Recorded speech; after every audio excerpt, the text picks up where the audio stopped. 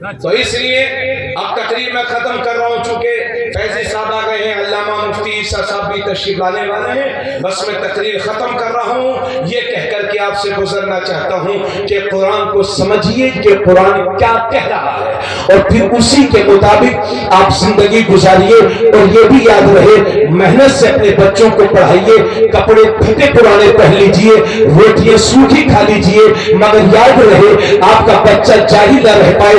اس mission کے ساتھ سن لیجئے، اس مشن کے ساتھ جائیے، اور یہ بھی یاد رہے کہ جس طرح سے ہمیں ایک فیملی ڈاکٹر کی ضرورت ہوتی ہے، اسی طرح سے روحانی شفافیت کے لیے، روحانی پاکیزگی کے لیے ہمیں خاندان میں کم سے کم ایک عالم تو ہونا ہی چاہیے۔ ارے جب ہمارے پاس سب کچھ ہے تو ہماری نماز جنازہ پڑھانے والا بھی ہمارے گھر میں ہونا چاہیے۔ اس لیے ایک حافظ، ایک عالم دین کم از کم ہر مسلمان کے خاندان میں ہونا چاہیے۔ اس مشن کو لے کر کے آگے بڑھیے، اور اپنی حیثیت سے بڑھ کر کے اپنے بچوں کو پڑھائیے لکھائیے، کیونکہ آنے والا وقت جہالت کا وقت نہیں ہے، آنے والا وقت علم کا وقت ہے۔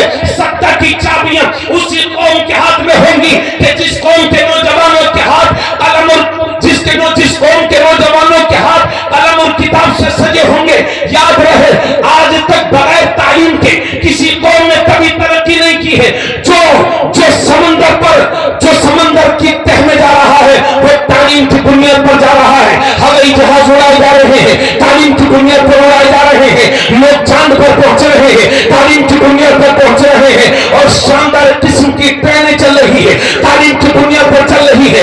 شاندار بلڈنگیں تعمیر ہو رہی ہے، تعلیم کی بنیاد پر تعمیر ہو رہی ہے۔ اس لیے بیدار ہو جاؤ، اگر اسی طرح سے سوتے رہے تو دنیا تمہیں ہمیشہ کے لیے سلا دے گی۔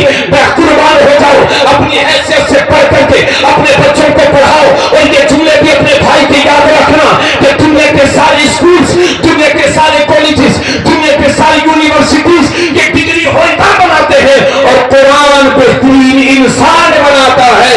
اس لیے سب کچھ پڑھائیے مگر قرآن ضرور پڑھائیے۔